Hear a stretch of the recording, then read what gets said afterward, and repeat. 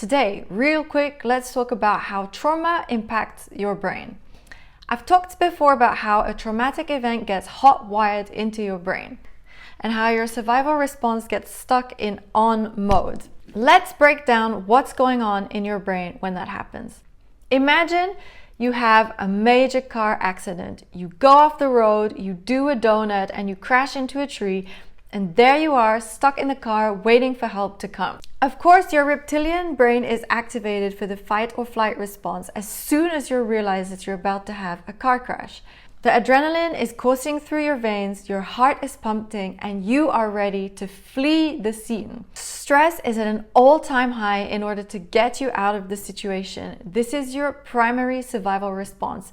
The trauma of the car accident and nearly dying in the accident is really high.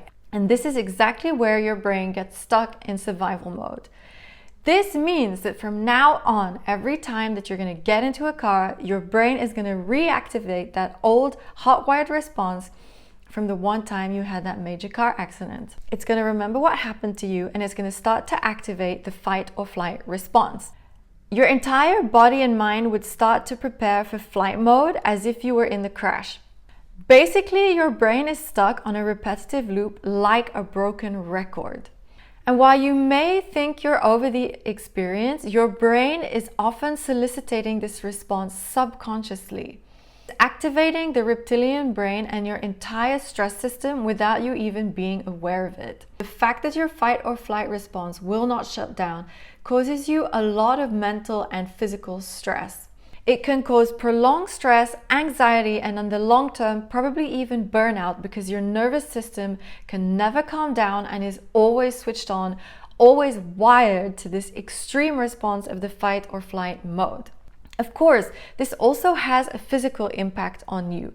The tension in your body, the heart pumping, activating, the muscles preparing for you to flee the scene and the perceived danger, even though there is none, means that you're going to constantly be in this tense state and unrelaxed. Going through this experience every time you're getting into a car or thinking about getting into a car is going to be extremely distressing and exhausting for you.